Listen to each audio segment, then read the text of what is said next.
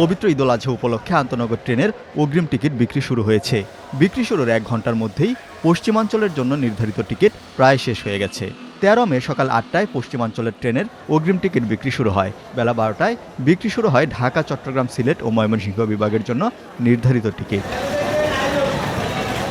আজ যারা টিকিট কেটেছেন তারা 23 মে ট্রেন যাত্রা করবেন। ঈদের অগ্রিম টিকিটের শতভাগ অনলাইনে বিক্রি করা হচ্ছে। রেলওয়ে সূত্র জানিয়েছে এবার 23 মে ঢাকা থেকে 43টি আন্তনগর ট্রেন ছেড়ে যাবে। এর মধ্যে রেলের পশ্চিমাঞ্চলে যাবে 20টি ট্রেন। এসব ট্রেনের জন্য নির্ধারিত আসন রয়েছে 15,266টি।